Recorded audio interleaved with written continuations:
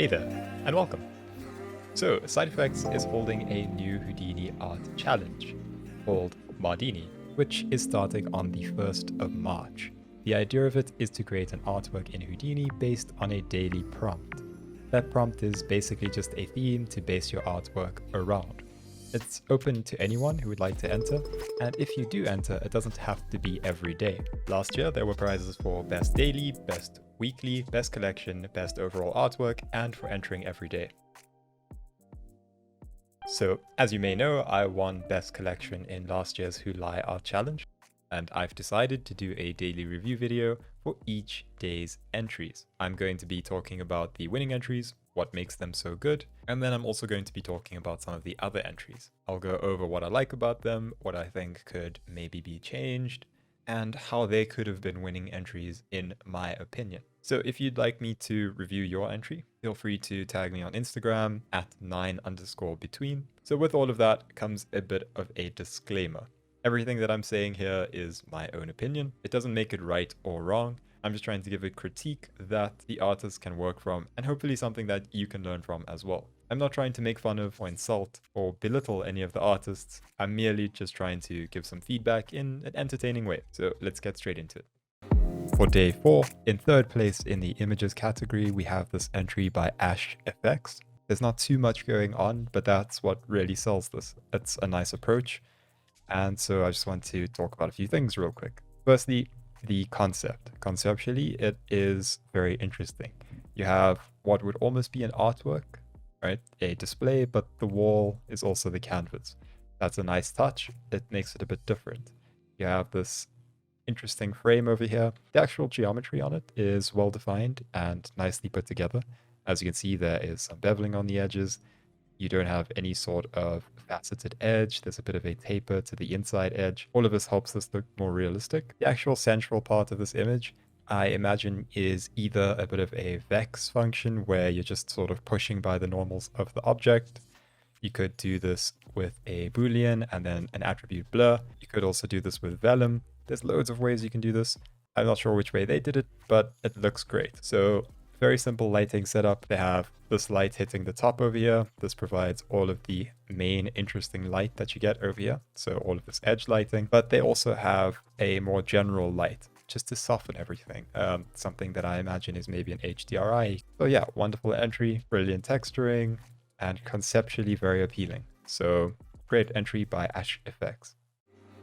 This is the 2nd place entry for Escape by Marius. And there's a few things that I immediately notice about this image. First thing that I noticed about this is the quality of color. They have a single color palette that they stick to, but there's enough variation to keep it interesting. And generally, if you have something that has a lot of folds in it, this is a good move to make. We sort of rely on iridescence.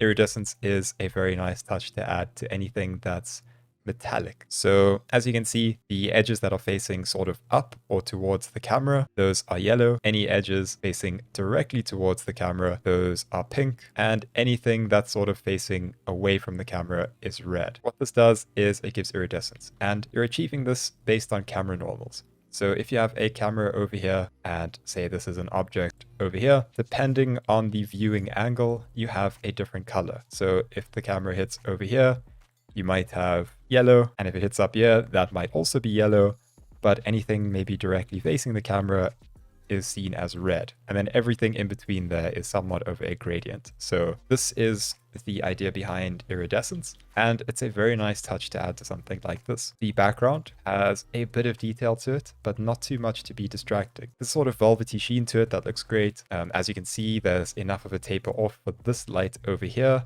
to not be distracting. And then, of course, the actual geometry that Marius has over here is very high quality. So you have his character running, and it looks like it's trying to escape either the cloth or something behind it. Whatever it is, you get the idea of escape. So conceptually, it aligns with the topic. However, to make it more interesting, they have added this cloth.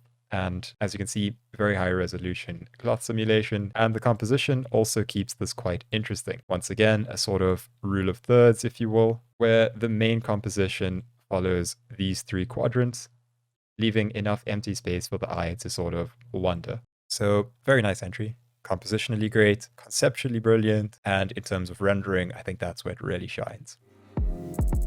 And in first place, we have this entry from Takuya Okada. They were yesterday's winner in the animation category, and once again, they have a brilliant entry. So if we take a look at the geometry, this is the first thing that I'd like to bring your attention to. If we look at this bird, there's no real intricacy to the modeling. It's very basic, and they just sort of have this tiled texture. There's even stretching over here, but they don't worry about it too much because it's not too distracting. The main selling point of a render like this is the conceptual look of it and the general feel of it. They have a great conceptual idea where you sort of have the cuckoo bird escaping from the clock, right? He's being set free and this is his escape. There's nothing about this that I wouldn't have said before in any of the other entries, but once again, a sort of rule of thirds, keeping the composition in this quadrant up here. What you're doing is by doing this, your eye can focus on this and then look at all of the intricacy in the background. And then the other thing that I really like about this is the lighting in the top right. There's some volumetrics going on here. As you can see in this area over here, all of these areas are volumetric. So where this bird obstructs the light, it is slightly darker, and everywhere else you sort of have this dust or this haziness in the air. This gives it a lot of atmosphere. It sort of makes it feel like it's in an old room, and this is either early morning or late afternoon lighting. Compositionally, conceptually, and visually, everything about it is brilliant. So wonderful entry from Takuya Okada once again. Onto the third place entry for Escape. We have this entry by Hans Palacios, and let's take a look at what we have. Haha, so the donkey has finally prevailed. I've seen these donkey entries every day now. I think Hans has been reusing this geometry and just using it for every entry. And this one is actually the best entry that they've made so far. Very nice vellum simulation. The color scheme is great. It keeps it comical and fun. The lighting setup is brilliant. There's nothing that's too distracting, right? Any sort of light source that might be distracting is quite muted. They have just a little bit of an edge light over there. Over here, you just have a nice gradient that tapers off into the background. So a darker blue over there with this lighter blue up front. The shadows are soft in the shot, and it goes well with the overall feel of this. It's very comical. As for the actual texturing, they have very realistic, almost tactile texturing. So you can almost imagine feeling what this is like, right? It's this sort of woven effect on the donkey. And so overall, it's enjoyable, fun to look at, and it's a good entry. So yeah, Hans Palacios, nice entry. In the second place, we have this entry by Ardahan Sanaz, and let's take a look at what we have. I am a huge fan of this shot because of how different it is. Having this sort of point of view adds a lot to the shot. We also have this almost handheld camera effect, and it's actually a very simple setup that they have. You know, you have this room, you just have these arms that come to the front. You don't even really have to do too much animation for it. The only thing that it's really focused on is just the movement. The actual movement of it is the focus, right? There's nothing distracting in the environment, but it really gets the feeling of escape across. And there's almost a sort of tension to it because you don't know, maybe there's something in the final room or whatever it may be, but there's a lot of tension to this, and that helps the animation a lot. And I just think this is a wonderful entry. And in first place, we have this entry by Disturber. And I remember their entry from day one with the cat. Very similar style that they've kept to. So they have their own sort of art style for this, but there's a lot of interesting intricacies in the shot. For example, the volumetrics of this actual light beam, the light beams on the cars, all of that detail in the background with that lighting over there. It makes it very atmospheric. Even though the geometry is super basic and the movement and things are simple, the dynamics are simple, what really makes this shine is the atmosphere. There's a lot of atmosphere to this. So as you can see, they've just done some simple terrain, a bit of instancing with some trees. They set up this road, maybe with a curve, not exactly sure what they decided to do it with. And finally, you have this at the end, which is also emitting this light. Another thing to take note of is the camera angle. It's sort of this high intensity chase that you have going on, and then the car finally slips away at the end. And so overall, it's a great entry. It's very different. This is conceptually a great entry. The execution of it is brilliant, especially considering this is just a daily challenge. It had a lot of different elements. They also rendered a fair amount of frames, so they did manage their rendering quality, even though they have things like volumetrics and a large scale scene. So yeah, very fun entry from Disturber. Love it. Time for Mardini review. Right, what's going on here? Oh, sir, I'm arrested. As always, boop. So we have this entry from Resilient Picture Company. Now, I think that this is a great example of something that I haven't spoken about yet. So I want to bring a few things to your attention. The actual composition and the concept, even the rendering, geometry, everything is great. There's not many things I would change. The issue is where your eye is drawn. And so when you look at this image, you notice a lot of things at first glance. You notice this over here, and you notice it because there's a color difference, right? So your eye is initially drawn to this variance in color. Your eye may be drawn to either of these two light sources because of how similar they are to the light source that your eye is intended to be drawn to. Then your focus could be drawn to the main character of the shot. Now, this is the main issue in my opinion, because there's too many things that you could focus on that it's very easy to lose what makes this an escape entry, right? The idea is this guy's been trapped in this room and this is his escape. An escape has presented itself. Now, you don't want the escape to look too much like the environment. That's why having this light over here and this light over here looking a lot like this light over here is very distracting. What I would suggest is cull out anything that you don't want the eye to focus on initially. So that would be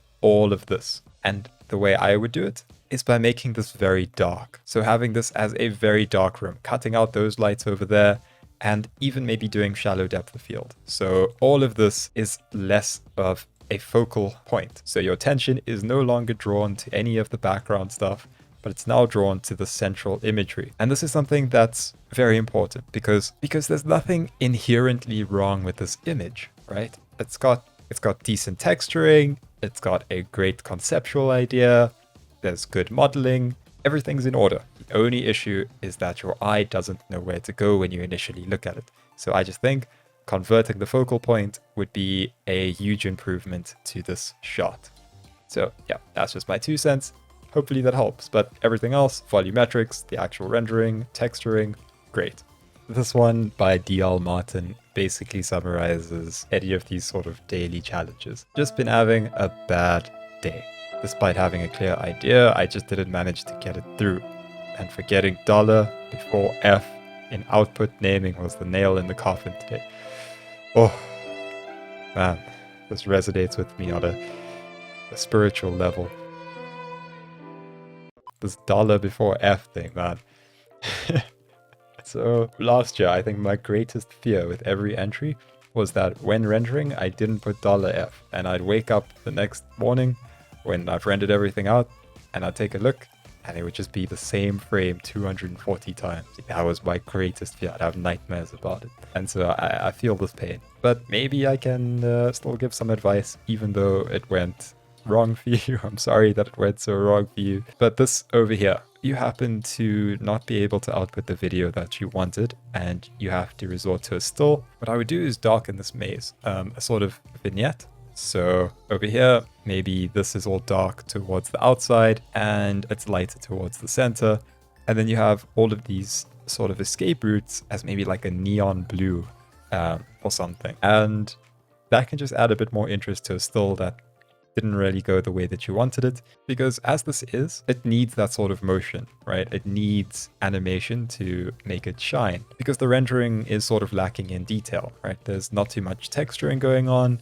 There's not much of a lighting setup. What I would suggest is doing maybe a very dark scene with the sort of maze that has that neon blue, and then maybe a sort of spotlight coming in from the top. That just hits the edges of all of these letters, right? So you can still read escape, but maybe it's not so obvious up front. Just something like that. You know, I know you had a rough day, but maybe there's a few things that you can do to still make your still shine, to still make your still shine.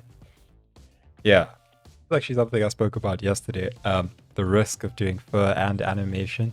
But I do like a couple of things about this. The sort of red in the eye over there. That's a nice little touch. Nice little bit of detail. I think the main thing is just that it would be nice having, I think, some sort of feeling to it. A bit of emotion, right? Because you're doing a character, you want the character to shine. And so maybe if it's like as it's pushing through, its eyes sort of squinch closed and it's like, it looks like it's struggling, you do a bit of a shake. It's trying to like force itself out. That would kind of make you feel a bit more sorry for it, I guess. Of course, you know, I think you would do that not in a daily challenge, in a little bit of a longer challenge. So this is fair. I can't fault it really. The actual fur simulation is nice. I do see that it gets stretched over there. I think it might be intersecting and pulling beyond its rest length, but it's not bad. Like the color in the background and everything looks decent. Maybe make the inside of this thing a lighter color, or make the actual creature a lighter color, just because you kind of want some differentiation between the two. It's a little bit difficult to get an idea of your modeling and what the creature is. Yeah, I think it's cool. Nice idea. I think that if you had a bit more time, you could execute this properly. And you did actually mention, yeah, definitely going to invest some more time into this idea after Mardini. And I back that. I think this could be very cool with a bit more time investment. So Jonathan Formosa tagged me on Instagram about this one. And initially I was slightly confused as to if it was running backwards or something because of this initial splash. And then I realized that, or maybe I realized, I still don't know if I'm right here, but I think what's happening is that the volume is too high. So there's some intersection of the fluid with the collider, and what it's causing is extremely high velocities. So that sort of thing that happens in the beginning, I do believe that comes from your initial fluid simulation sort of intersecting with the collider. I might be wrong though, but this is a very tricky entry to get right in such a short time frame, because you need the actual fluid simulation to be high resolution for it to look good. What I do like though is this cloth, believe it or not. This cloth at the end is very nicely lit up. There's nice detail to it. I think it might just be a vellum brush. It might not even be actual vellum simulation, but that's nice detail on that. So I think if you maybe went for something a bit simpler, you could have done really well with this, because even your lighting is good. Like the lighting's good. The actual fluid simulation is not what it could be or should be, but everything else is nice actually. The lighting is good, a bit of gradient on the background. The geometry is nicely beveled. You know, all of those little things look good. The cloth looks good. The only issue is that I think you went for a simulation that demands higher resolution, and it is a lot more tricky to do in such a short time frame. So I think maybe you try for something more simple where you can let your rendering really shine, or decrease the scale of your fluid simulation. Maybe just do a little bit of fluid. But yeah, I think you have a lot of things going right for you, especially your rendering. So yeah, that is my opinion on this. Such a nice cloth. This entry from Jason Harmon, I approve. Thumbs up. I think it's cool. So I like the detail that you see swirling around inside. Also, when it comes out, this is very interesting. The colors are good, the rendering's good, lighting's good, everything's great. I think just conceptually, it's a little bit weaker than the other entries, but the actual shot that you have going is very nice. Might I suggest, though, a little bit of detail on the glass. So it's just a bit of a grunge map, tiny bit of roughness, tiny bit of bump. Other than that, awesome, man. So this one, I'm a huge fan of. And the reason is because I think that when it's stretching through like this, it's got so much character. It's really cute. I also like the sort of setup that you have going here. These little bits of whatever these are, kind of like grass or whatever, but a sort of abstract, comical, cartoony scene. And it looks good. I think that this would be awesome if you had slightly better texturing on the buttons, so a little bit of bevel, whatnot. And then the actual blob thingy was vellum. I think that would be sick if, as it pushes through, it sort of like squishes against the bars. But what you could do is just use this animation that you have and use it as a soft pin on your vellum. So you take this and you can run a simple vellum simulation just to give this a little bit more dynamism, because this feels very sort of hand animated. And so, yeah, you know, I give this 3 out of 3 pink blobs. This one from Lee Jara, I couldn't ignore. He used my full name. Like I'm in trouble. Yeah, thanks for the shout out for this one. I used Mardini Sid's quick smoke technique. Good to see that using it. Actually looks good. You did a better job than I did with it, I think. What you could do to give it a bit more depth is, I think, push up the... What is it even called, man? In the render options, there's like a density multiplier that you can kind of push up. But this looks cool. What would make it really good is just a bit of an improvement to the lighting. You can make this feel a bit more ominous and then come in a bit closer with the camera. So if your camera is sort of panning along the ground and it sort of catches the smoke rising up, and the smoke's maybe a bit more dense. All of those things can make this a lot cooler, but it is nice. Also, I'm not sure if you wanted this very faceted look on the grid over here, but to avoid that, you can subdivide. Alternatively, just ensure that your faceting is off. There, you might have faceted with like a cusp node or something, but I don't think that's the issue. If you did want it to look like that, then no problem. That's cool. But yeah, I'm glad you used my setup. Thanks for the shout out. This one's cool. I think it just makes me a little bit uncomfortable because of what a fleshy tone this is. It's like this is squeezing through a bunch of butt cheeks, but it's very nice. The simulation is nice, the idea is nice. The lighting that's coming through is interesting. Also, compositionally, a good choice. I think maybe just change the colors. A bit weird, the red with the flesh color. But yeah, I think it's a very cool entry. 4 out of 6 fleshy blobs. The worst part is how nicely rendered it is. I can't even say it's like it's a bad entry. This sort of frosted glass on the light background looks so good. The only thing that makes me uncomfortable is these 2 lads. This guy's arms. This is whack, man. This is super weird. And then he so weird. Nice rendering. But conceptually, I'm at a loss for words. It's another 4 out of 3 fleshy blobs. I want to mention a couple of things because it's some very impressive things about this render. There's actually a lot to take away from this. I think whoever did this is very good at rendering. If you take a look, there's minute levels of detail on this, which is lovely, right? This tiny amount of detail, it really adds to the shot. The actual shot, nice lighting, that looks good. This over here, and the color scheme. Everything about this is brilliant. I think the only thing is, once again, conceptually, it's not as good as other entries. But in terms of rendering and just the feel, the look, the lighting, brilliant. Like, this is great looking. 8 out of 12 pink fleshy blobs. What's up with people and pink fleshy things today, man? Yeah, cool entry. But did I miss the memo for like pink fleshy things? What is happening today? But yeah, okay, let me give you some actual feedback instead of me being a useless reviewer. So this background, right, it's low res, and of course it would be better if this was high res, but I think the main thing is that you should use this as displacement. So having a very flat texture like this, you can add a lot of fake detail, quick and easy detail, by just using this as displacement, so that all of these sort of things rise up. They'll catch the light on the edges. They'll add loads of detail. Oh, is that a face? That's disturbing. Looking at. What was I saying? Yeah. So a displacement map helps a lot. You can generate it in Houdini, or you can generate it in like Photoshop. You just take this, set it into grayscale, use it as displacement. It obviously won't match up perfectly like true to life, but it will add some fake detail, which is nice. The other thing is maybe adjust your lighting setup so that you have an HDRI that sort of casts a couple of different tones. That's a very uniform lighting that you have. Then this over here, try to maybe make this darker inside here. And once again, that goes back to the HDRI thing. Also, this is because of the angle of your light. The angle of the light seems to be almost straight on, so it's hitting into all of these. But instead of doing it like that, maybe angle it this way.